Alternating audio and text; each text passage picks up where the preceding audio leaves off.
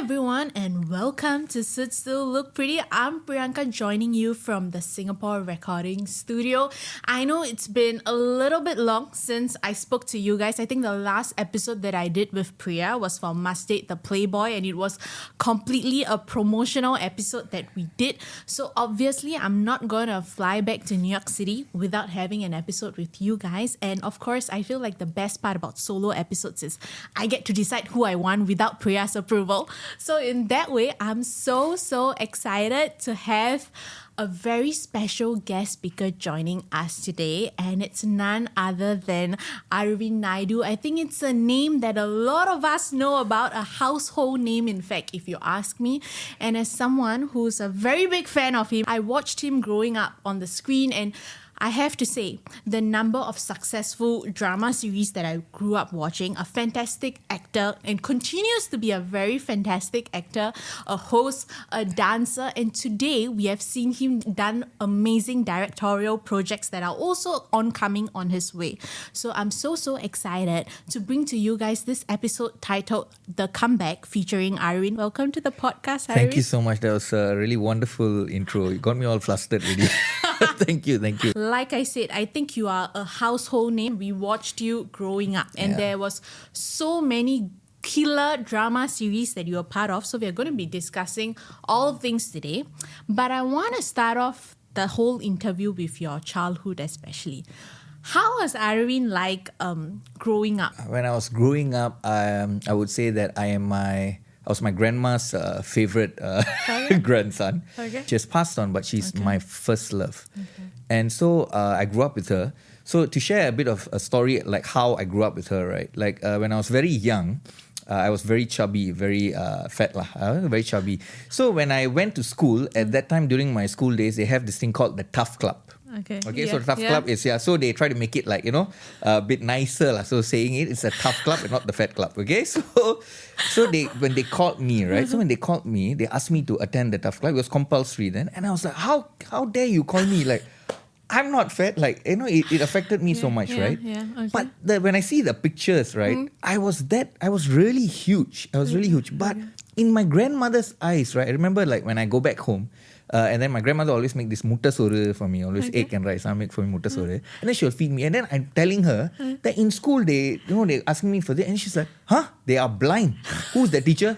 I will tell your mother to go and talk to him. I think the teacher is blind. You are so skinny. So in my mind, when I saw the picture, I was like, I was this huge, and I felt, but it was something that I learned, about like manifestation and all, right? It started there for me because my grandmother implanted this goodness in me, right? To believe that no, I am not like, I wasn't what people perceive, right? It is what I perceive it to be, or in the world that I was with my grandma, right? That was the world for me.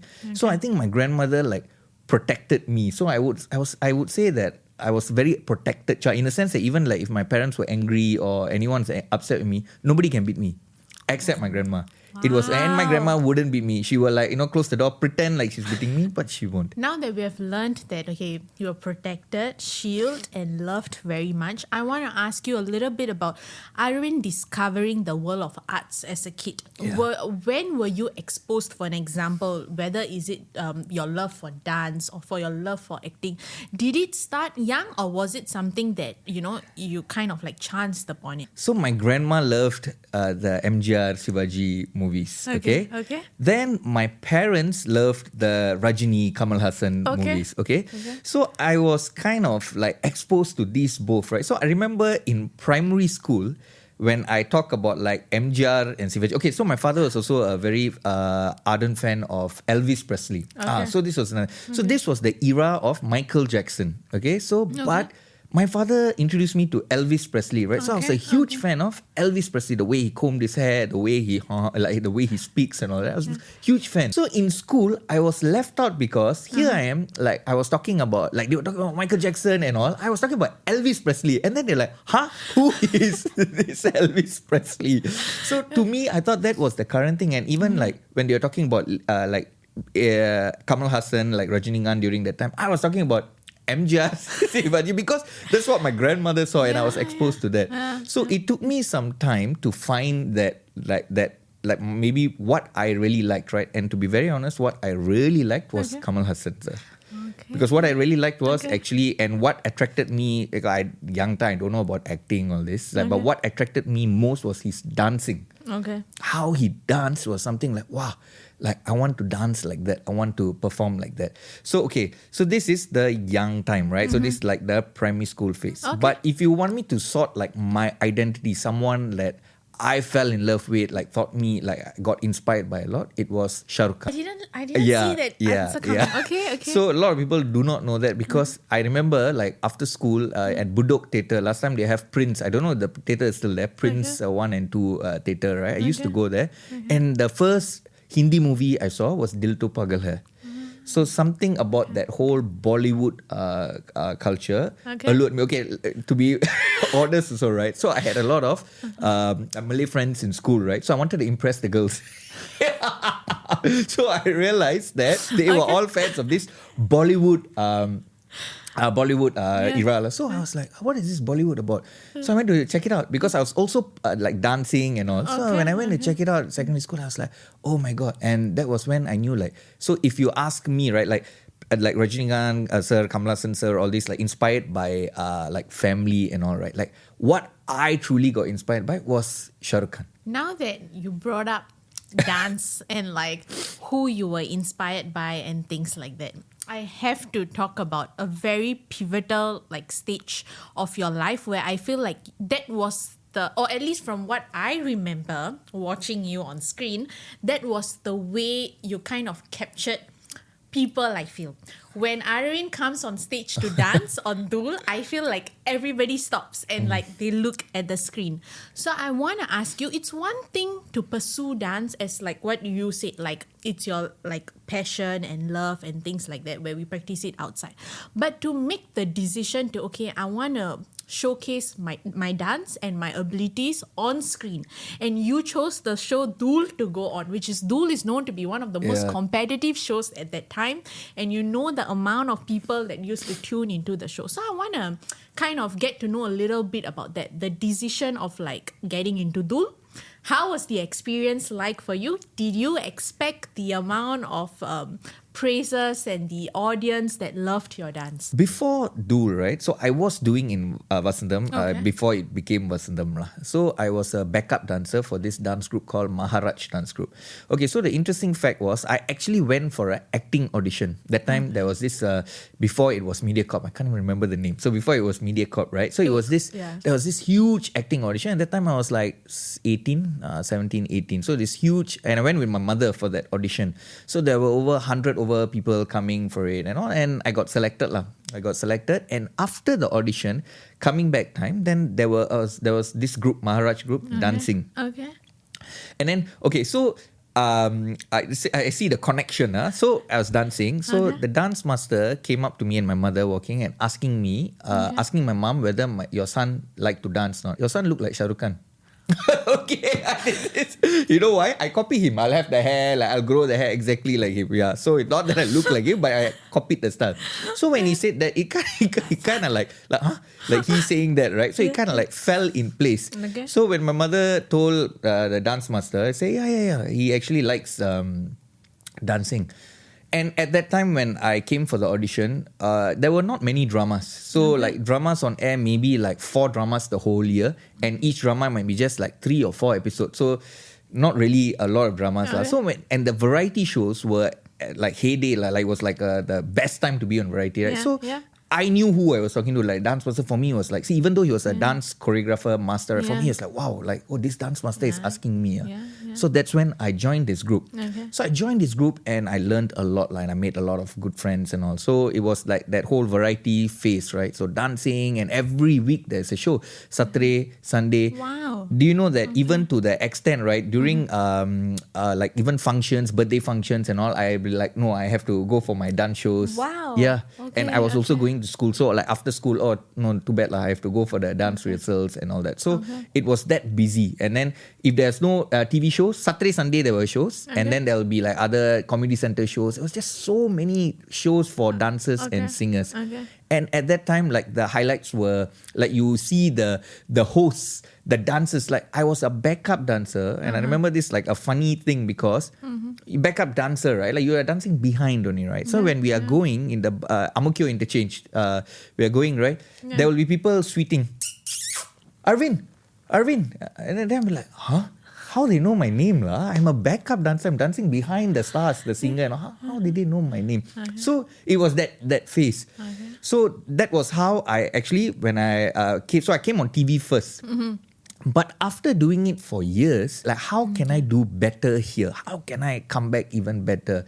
So that's when army also came for me. So I went into army. After I was in the Air Force, and after the Air Force, there was this opening, and this opening also was actually mentioned to me by my mother. It was the SAF Music and Drama Company. So they were looking for regulars there. So I thought, how to improve my craft. Again, I was thinking how to improve my craft and come better here, right? I was always thinking of this platform. So I went into the SF Music and Drama Company. I joined as a regular. I got, it's a very memorable moment for me because, again, why I tie up everything together, right? It was a memorable moment for me because I got selected on the spot. That means like after that whole audition, on the spot, they told me, when can you start? So it was a very big moment for me. And when I came back, right, so I was also in charge, like when I came back over the years, I spent about 5 years there. I also became in charge of the drama unit and the team and all that, right? So I was exposed to a lot of, exposed to something that I was never exposed to before. So like even like, for example, like counting your step and 1 and 2. And I did, you count like that. I was like, I was doing like that kind of. So even that, right, it was something very new for me.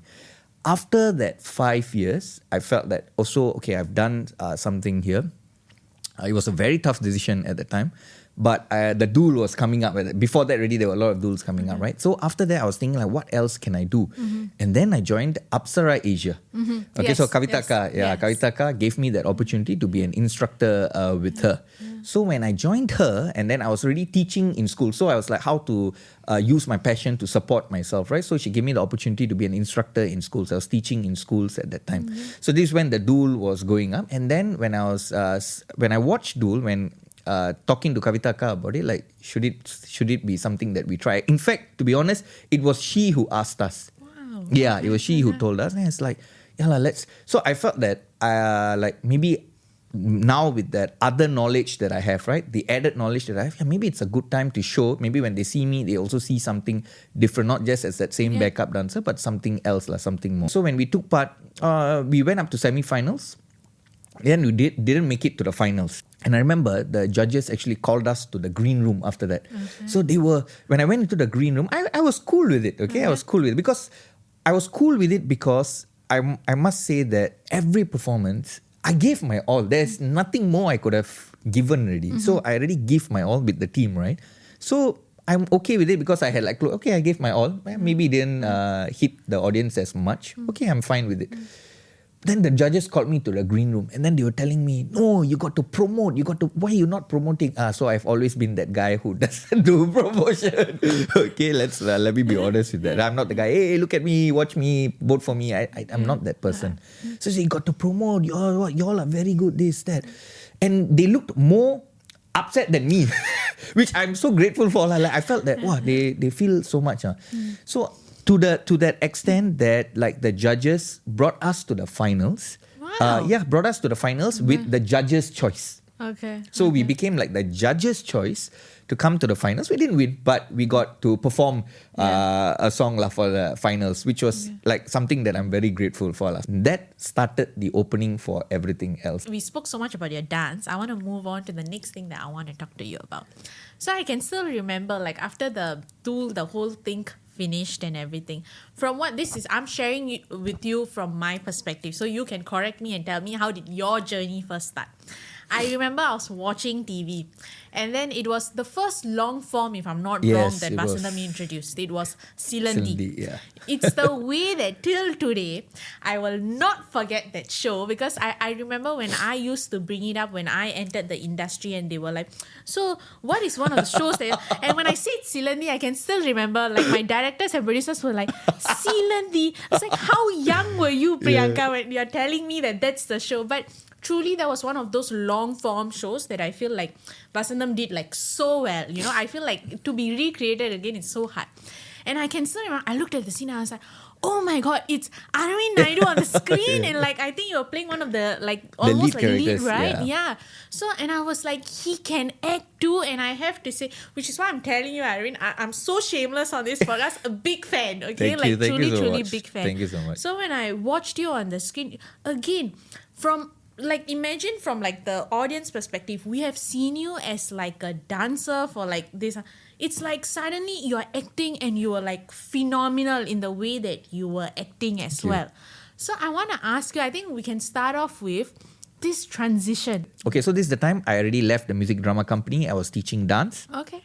With Apsara Asia. So when I got called up for this opportunity, I was like, okay, you know what? I want to take this opportunity lah.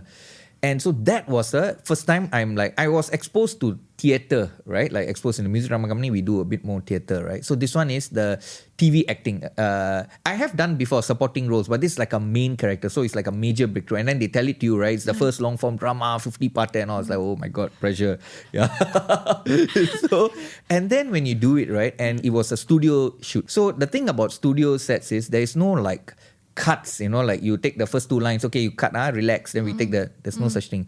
They want to take the whole scene. Oh my God. So in one take, right? With everybody involved. So timing, everything's got to match, right? Okay. Plus, it's not like 3-4 scenes. It's like 15, 16, 17 scenes a day. Are you serious? Yeah. Oh yeah. my God. So it's crazy. Okay. But I mean, I loved it. Like, it's crazy. And I remember like towards the end, like it was a couple of days that we were doing, right? Towards the end, right? Like after going like 13, 14 scenes, right? I was tired. Like I was not aware. Like I was getting tired. I remember from upstairs, right? That Vinga sir or Prema ma'am will say, Arvind, don't worry. You can do it, okay? You can do it. You finally hear. Because like Prema ma'am will always be upstairs. You don't really see her up front, right? Yeah. So when you hear her voice, like, okay, don't worry. You can do this, okay? You're doing fine. So it's like sort of a motivation lah. Yeah. So that got me into that taught me the fact that you have to memorize lines, come early on time. So all this like taught me, I would say this drama taught me a lot of discipline on a whole. And I don't know, like I said, like I'm just, acting cannot be taught. I always say that, right? Like it has to be experienced, right? Yeah. So you hear what the director say, and then you just deliver what the director wants and what you feel about it, right? And also I have to mention, right? A lot of people disturb me for having a lot of makeup and lipstick during this phase. Okay, I want to make this clear. I think, right? I want to make this clear. I think, right? Until now, right? To be honest, though I've been a performer, right? I don't know how to do my own makeup. Okay, let's be clear. Okay. And until I felt that I had a very good relationship with all the makeup artists during that time. To be very honest. Because I always, when they come and sit down, okay, come, they will really enjoy themselves putting the makeup. And when it didn't occur to me, oh, there was too much makeup on my face, or there's why they put so much of lipstick on my lip. It didn't occur to me. I just like sat there and then they were like, very nice. I really had a good relationship with all of them. They come and put makeup, they're having a good time. And then I just performed. Right? After that, right, years later, right, I knew this, I'll get comments, right, people tell me, I knew this guy, the guy had a lot of makeup, lipstick on his face. And then it got me thinking, like, yeah, when I see myself, oh my God, why am I wearing so much makeup? I didn't realize that. But because I was surrounded with such good energy. Like the actors, the makeup team, the directors, it was really a fun, I'm not going to say even, I don't have any bad thoughts about it. It was such a fun experience that I had. A learning process lah. So that was what Silindi was. I even remember the Silindi later. Yes. I remember that because it was very impactful at the time. And of course, when it came out on screen, right? For Singapore, TV is everything, right? We are not the movie culture, TV. Right? It was one of the biggest moments for me because fronting MediaCorp 50-parter drama was a big deal for me. So I feel like till today, it's a very big deal because where are drama series today commissioned to be 50? Agree. Right? Yeah, so that was a huge moment for me. From there, you started with the 50 part. Yeah. From there, we have to talk about the other hit series that came out. So from there, you moved on to things like Vete, Nijangal. I think till today, whether or not people watch TV shows today, I feel like we can talk about then and we can say Nijangal. I feel like the entire Indian community will know what is this show, you know? Yeah. So I want to ask you, from someone who was so fresh, who had such a good experience, be it your dance. You mentioned to me now Silandi was a very good experience.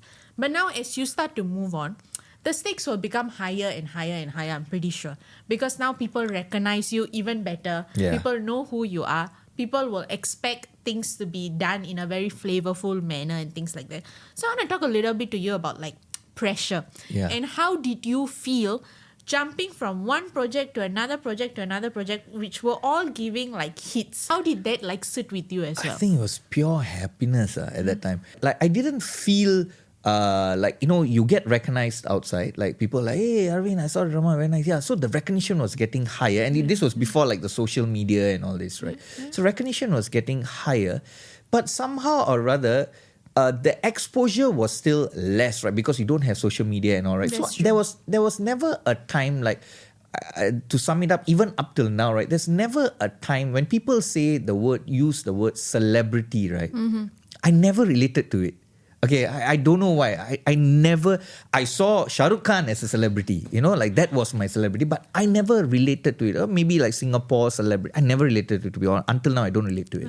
So I never saw myself as that. I just felt that the work that we are doing is reaching out like, oh my God, like they said, it's nice. I saw the drama, very good. You know, you did well and all. So it's reaching out. That was coming at me.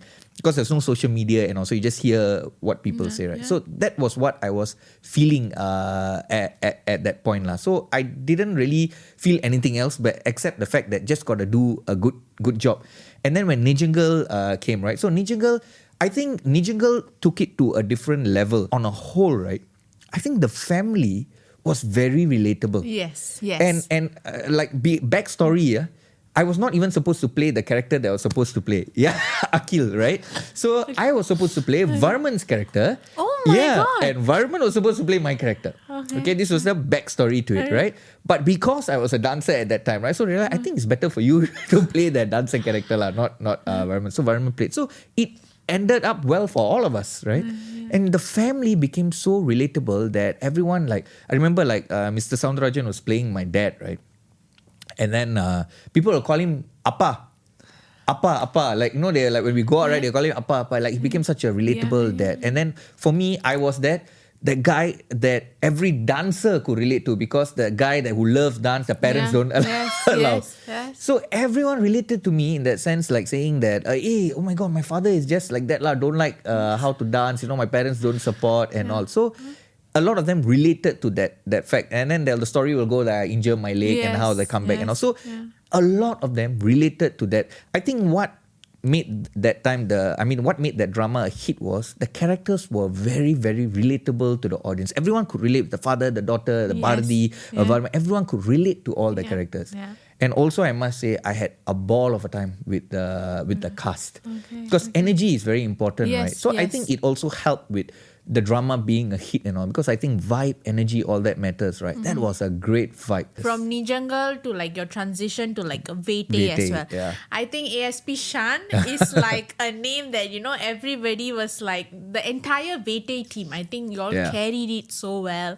Until today, again, a series that is talked about. So that exposure, right? The fact that you feel like, oh my God,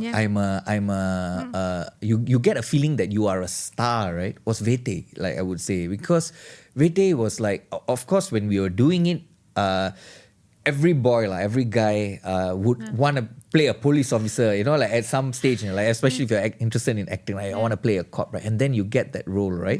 So when you get that role, you are like, oh my God, you want to do your best. Like we are working out, all of us, you know, together, we'll go work out. We'll work out because it's something big for all of us. And technically, we were all fresh faces, the new faces at that time, right? So putting us in leads, playing cops, right? It was something like very big for us. So we used to work out together. We bonded together a lot. After shoots, we'll be having meals and all that, right? So we discuss about the character. So that was a transition for me to understand a bit more about characterization.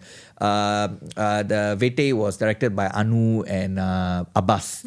So I understood more about characterization, you know, like how to play this character and all. And it was a very emotional character for me, like having a sister and all, because I have a sister in my real life and I love my sister. So it was a very emotional character for me. A bit of a backstory to that, right? Actually, ASP Shan, right, was supposed to die midway. And we already shot it. Oh my So god. we already shot the scene that Shan was dying and all. So shot already. So when I found out when I was doing the drama, and okay, at that time, right, you're young and all, Yeah, right? And yeah. then when they tell me that you're going to die, I was very sad. Let me be honest. I was actually very sad. Like, that means my journey is going to end here already. Yeah. Like, I'm going to be so upset, like, and all that. But okay lah, just, tell myself it's a good death. And then it's a good moment lah. Yeah, yeah. So I thought, okay, do my best, whatever I can do with it. Then when we shot the scene finish already, after that they say that no, we want to continue the character. Then I was very happy. So I got back into the role lah. So this was that backstory in Vete lah. And then when it aired, right, the reception that it got, right, it just blew us all away. I don't know how to explain it. Like, it was just magic for me. And then there were hordes of people like coming to see us, coming to take our autograph, take pictures. It was so weird for me. Like, huh? Really? You want my autograph? Like, it felt so weird for me. But it was one of the best feelings. I remember when they called us individually into the theater, right, one by one, and then the crowd was cheering, right? I've never experienced anything like that before. Like it was an environment that, even after death, right, I cannot forget. Like, it's something that I will remember throughout my life, because that kind of for just a TV show here in Singapore, right? Yeah, you're and right. an Indian show, right? Yeah, And then people are cheering, and then it was a show that reached out to the Malays, because I remember that when I went to like Malaysia and all that, right, there were literally non-Indians. Hey, Shan, what are you doing here? I was like, huh? Say, vete. They say like that. So it got me like I was so shocked. The reach. So that was what that drama did. Of course, it did more series, more versions and all that, right? But that was like something that I think on a whole, none of us had expected or experienced at the time. So it was very fresh for all of us. Just the song, right? When Shabir did that song, the song plays only, everybody goes crazy. You're right. Yeah, so and I remember also a bit of a backstory to that. I remember all of us went over to Shabir's house to hear the song.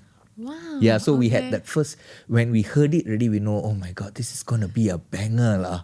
It's really going to be a banger. Yeah, so we had that kind of an experience lah with Vete. So that was, it was really magic and mayhem lah at the same time. I think Vete, in that aspect, I always feel like till date, I think Vete kind of broke like the fourth wall in that sense, because I think it brought audience closer to like the artists as well. And I think it's definitely one of those, I won't say that the recreation of the next season season didn't hit in part. That's not what I will say. But I will just say that there are certain magic in life that cannot be recreated. Yes, I agree. And I always feel that with like Vete in that aspect. Because I just feel like maybe the timing, the fresh faces, like these were all just so right at that time that like when you try the recreation, like something wasn't landing. But okay, now that we have talked about dance, we have talked about acting, we have talked about how much you were well recognized, like people loved you.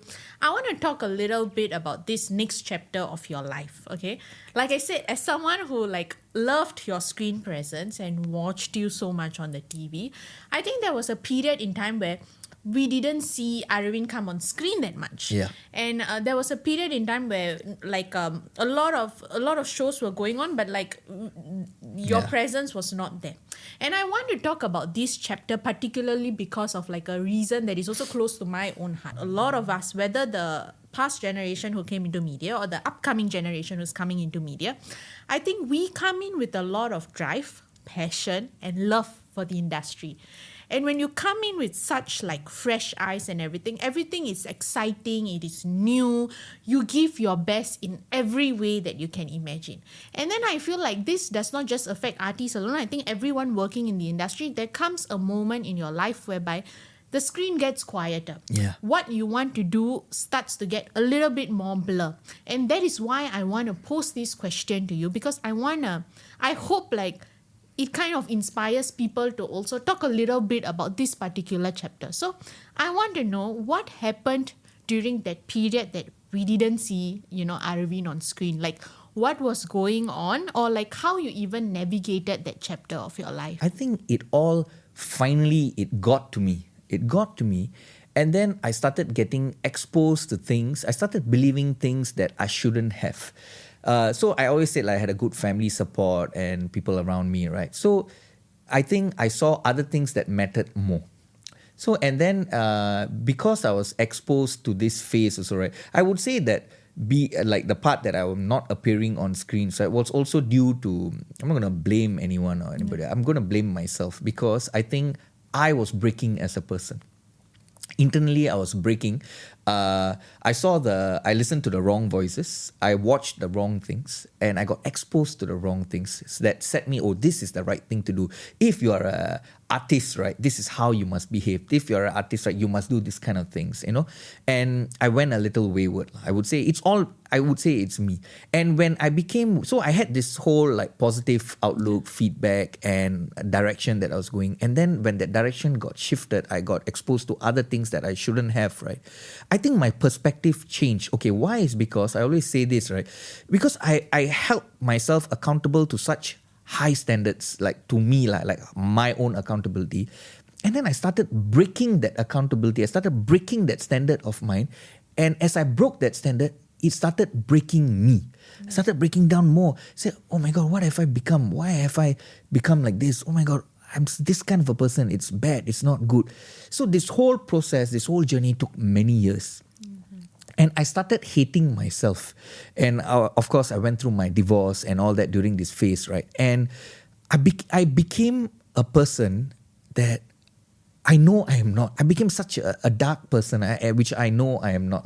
I know many people may not speak about this, but I feel this is very important because that realization part, right? Accountability is very important. There is a phase where, this is there's a phase where we can say, I did the past and all that. No, but I believe that I must be accountable for it because the accountability is the one that keeps me in check now so that, I'll remember that, must not repeat those kind of things. So I made all these mistakes in life and so again, is energy, vibes, environment, right? That energy sucked me from within and it sucked me from outside. It's the same thing. Like I was not, I think I was not myself with people. I was not talking to people properly. I still went for shoots and all that. I still had dramas going, but I was not giving my best. I was not at my best. And I was suffering so much internally that I don't know how to express myself also. So it was pure, I would say it was pure depression. If you feel like that within, it will also be outside, right? Without you realizing, right? I think that was what was exposed to that matter that I think people are also seeing that. So I think people also didn't reach out as much as they should have. And I didn't put myself out there also. So I just kept going backwards to an extent I was nearly even homeless to an extent. Okay. So thank God for my aunts, my friends, the close knitted friends that actually got me even a room to stay during this point. So it was a very tough moment for me. But I must say, right, my passion never died. Okay, so my passion never died. So for some people, right, at some stages, right, they would think that I hate it because this. No, my passion never died. I loved the art. I loved the work right from the start till then. But I died within. Yeah, within me, everything died. So I started hating my own self. Oh my God, what kind of a person am I? Why am I doing all this? How do I get back to my old self and all? So it took a lot for me to I was watching a lot of motivational videos, YouTube and all that, right? To actually step out. And of course, with the support of my aunties and the close-knit friends, right? To step out of that circle and come out again. Going back to a simple thing. I was a type of person that I needed a routine. Yeah, so if not, I was telling you what I was doing when I was alone, right? Literally, I was just lying on my sofa, on the couch the whole day, just eating, lying down, eating and lying down, sleeping. That's all. And I was not the very expressive sort. Okay, so now this pressure of doing PRI-TEA and all, right? So you also cannot put yourself out there what you're going through. I felt very embarrassed. I guess my ego wouldn't allow me to do that. So even my parents didn't know. I was not even talking to my parents. So didn't know what I was going through. I couldn't relate to people close to me, even though they tried. I didn't. I pushed them all away. That's the honest truth. I pushed everyone away from me, which I'm very upset about, but I did push all of them away. So that I just became more and more into a small circle and I just rotted. So it took me a lot, my aunties and all, to really get me out of that couch. Then I started getting a routine, like exercise. And of course, financially, I had nothing at that time. I was not doing any dramas. I was not teaching the dance classes either, because I didn't have the mood to also go and teach the dance classes. So I knew I had to do something. So slowly, as I started getting back a routine, I started exercising, then, started believing in myself. Belief, right, is a very strong word, right? When someone showed belief in you, right, that was what I felt I needed at that time, because I felt I myself didn't believe in myself. And that's when the next phase of my life started, like Achamile Maname. It broke all my barriers, because even the look. So I was always known to have like very clean look. Clean look, right? Even a beard would make me feel uncomfortable. Like, why am I? No, I think it must be clean, like that, right? So this drama broke that perception for me. Like, they started giving me a different look. And then Kumaran and Melissa, they are Storyboard Asia, right? They are my close friends, like my closest friends until now. They have been there for me throughout. They know the journey. So when they brought me on board, right, the belief that they had for me gave me confidence. So my role was just a 15-minute role. So at first, of course, I was thinking, wow, only 15 minutes. Like, I'm coming back, like I thought I would get. That was within me. Of course, I didn't share that with them, right? So within me. But that 15-minute role, was, this was the Facebook era, it was spoken a lot, about a lot. So I was like, hey, happy, okay. So then that point I realized that, okay, so it's not about the quantity. Yes. Sometimes even if you appear in one scene and you do it well, it will reach out to others. So that was the project that I learned that. Before we talk about Achamile Maname, I think even Oh Butterfly, these are things that I definitely want to talk to you. I just want to say thank you so much for sharing, firstly, Arvind. I think this is something that, like I mentioned, why I brought it up, it's not because I wanted you to revisit your pain or things like that. I brought it up because I feel like this is something a lot of us in the industry go through, because I feel like one of the main reasons is because we are working continuously. And I feel like there's this thing whereby we don't give ourselves moments to reflect, moments to step back and ask ourselves the question, like what you asked, like, why am I like that? By the time we ask ourselves, why am I like that, it becomes too late for like things to be fixed. And I can totally understand the fact that when you were giving, it was all hit dramas that you were part of.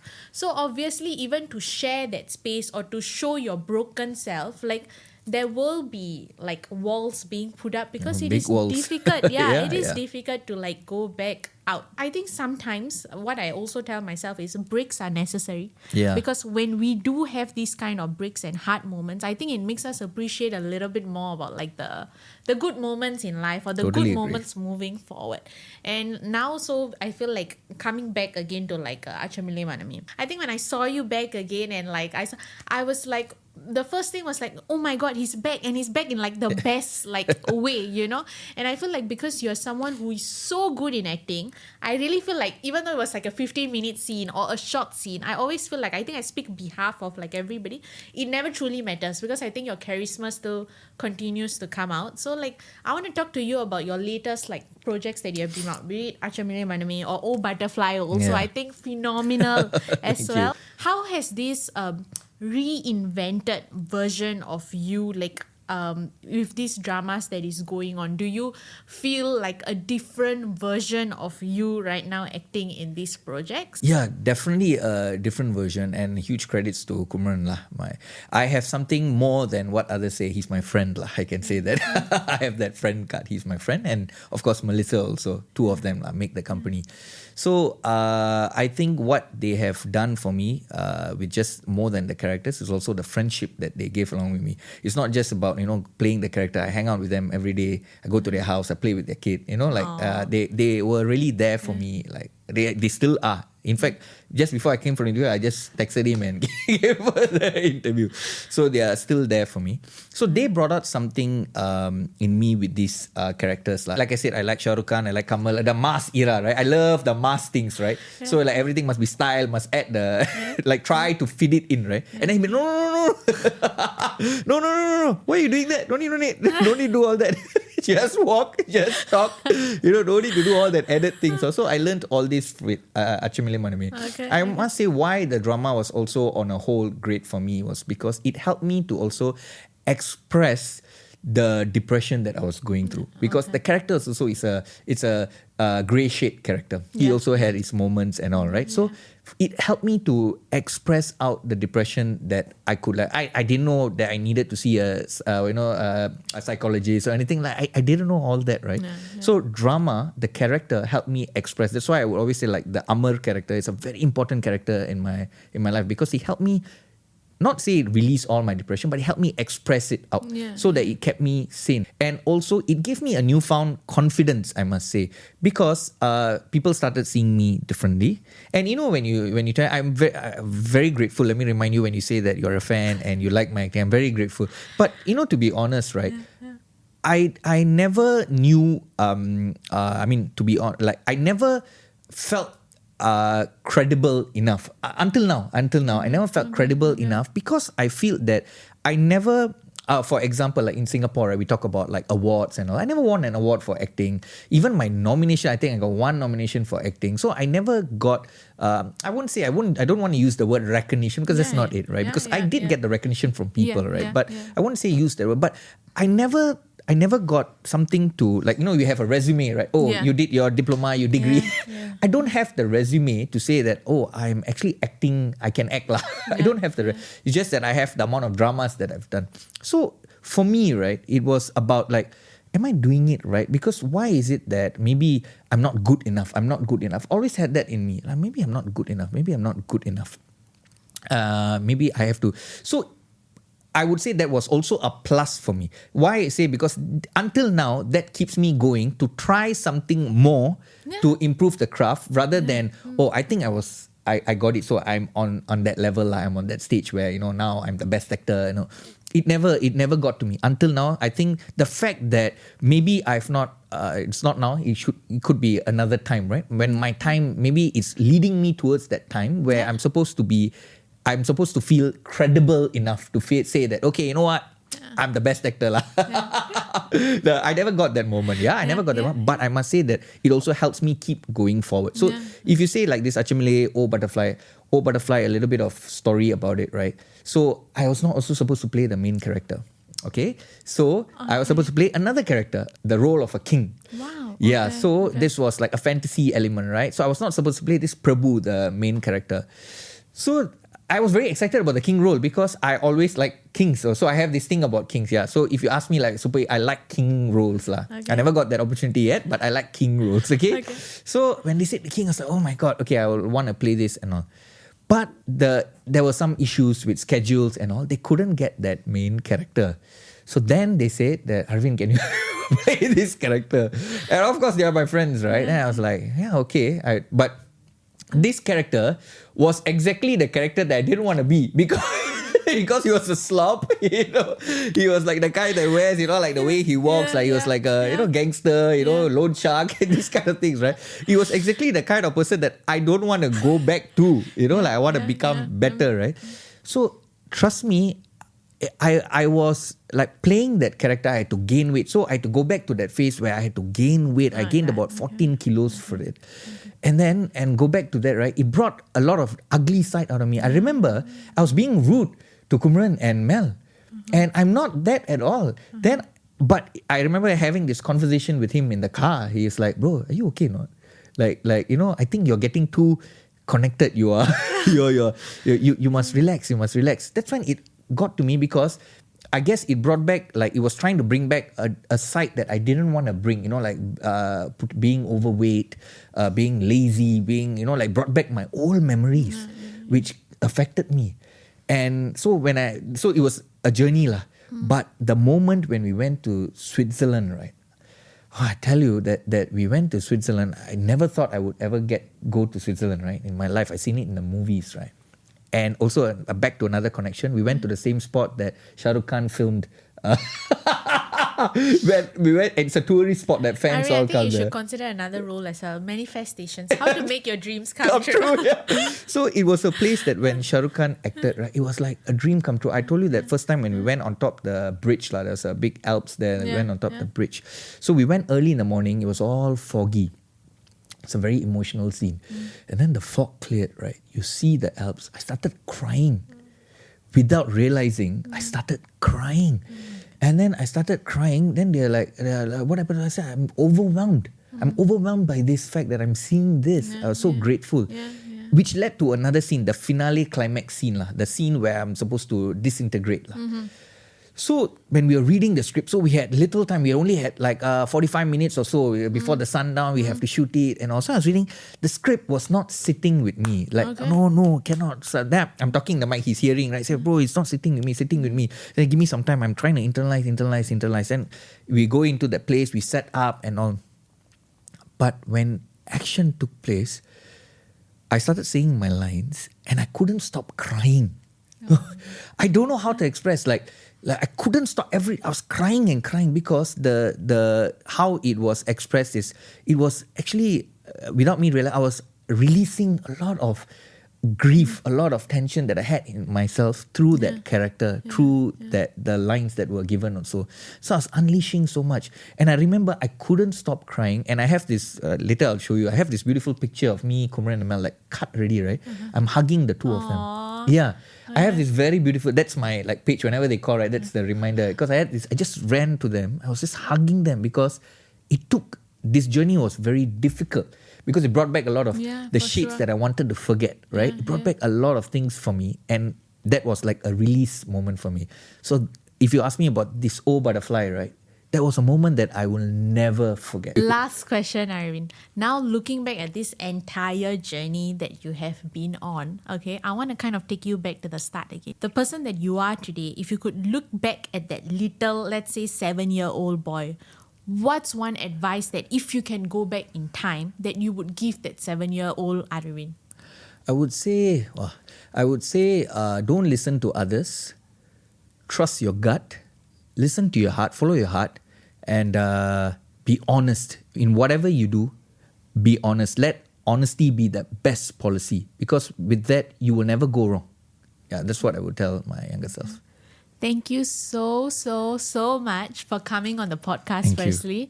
And like I said, as someone who has been a huge fan of you and who enjoys your works, I'm so excited for the next chapter that you are now like venturing into. So I truly wish you all the best. It was such a pleasure to interview you. It's the way that I had to be reminded that, hey, your timing is going off, you know. Yeah. So that's how much I enjoyed the interview. But thank you so much, Arvind, for coming on Thank you so board. much for having me. I truly appreciate it. I'll catch you guys on another episode with a new cup of tea. This is Priyanka signing off on Sit Still, Look Pretty.